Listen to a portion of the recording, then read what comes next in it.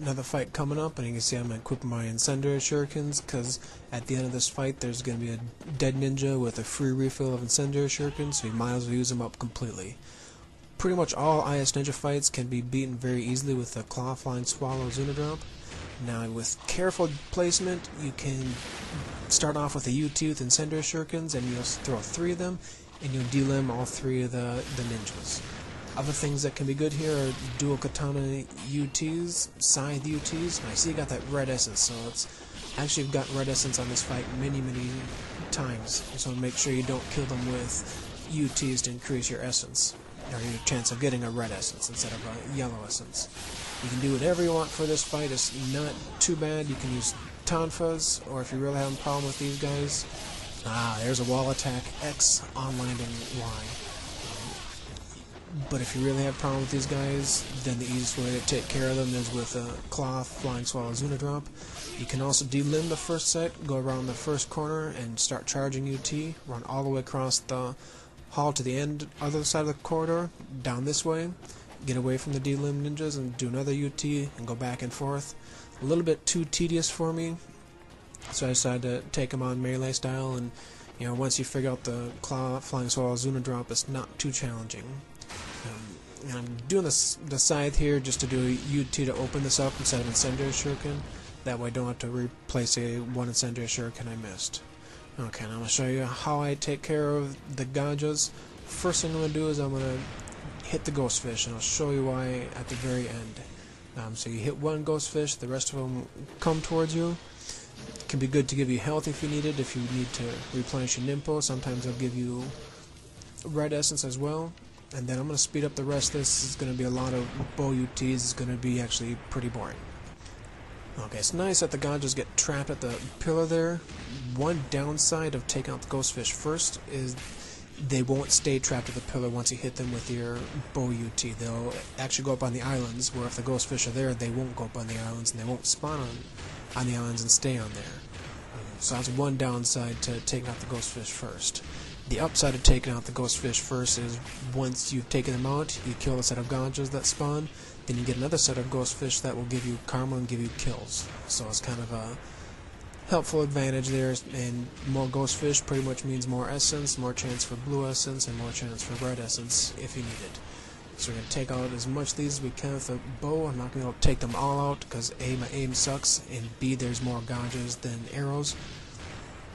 And so once we're done taking out all these, now once I get down to low arrows, I like to take out this one that sits here. But unfortunately my aim sucks and I don't do it, so I say screw it. Let's go show you another way to take care of them. It's going to be this same way taking care of them earlier, and I'm going to do Lunar 360 ETs. I prefer the ET to the UT because UT has a higher rate of falling off into the water.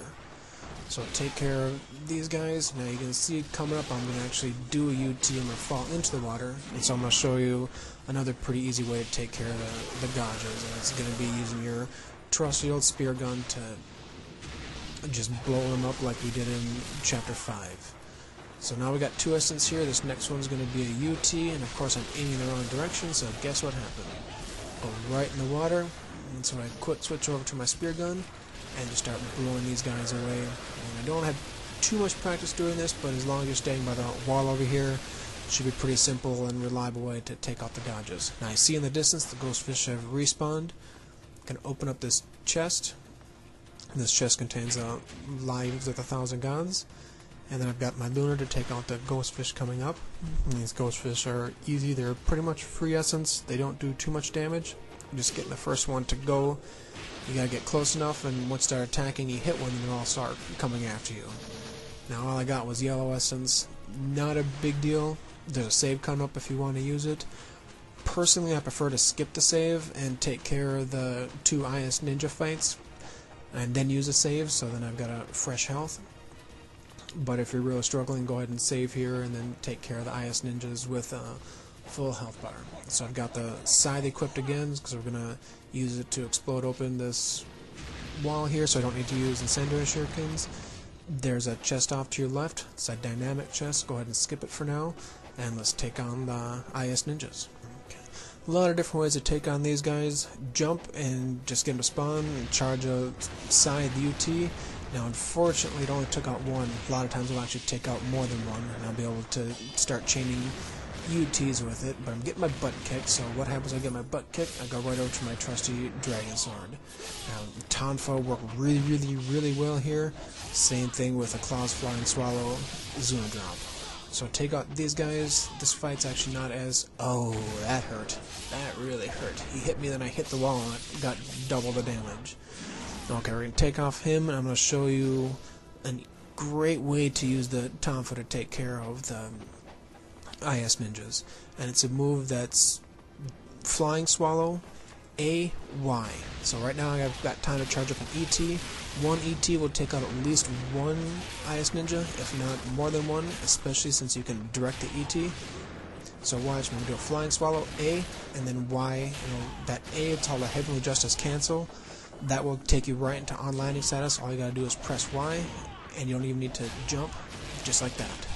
And it's great. You only need one essence to kill him. One ET will at least kill one IS ninja, if not more than one. So it's X plus A, Y, A, Y. Try it out, it works fantastic. Okay, now that we've saved and replenished the health, let's go get the dynamic chest we purposely skipped. Nice to have that statue there to replenish your health, because this chest is going to be an herb dynamic chest, which means 5,000 in essence or a free herb if your life is maxed out. So let's go up to Muramasa. I'm going to restock up there. The only thing I need to get is a Talisman of Rebirth. This next test of Valor coming up is just kind of a pain. It's a little more difficult. You take a lot of damage, and so instead of trying to go through without getting any or using any items, I'm just going to go item heavy, and we'll talk more about that in a separate video. Now I've already done the test of Valor. I'm going to do that on or show it on a completely separate video and show the entire test of Valor. So let's go up and take care of the gear fights. Now I hate these gear fights. They're a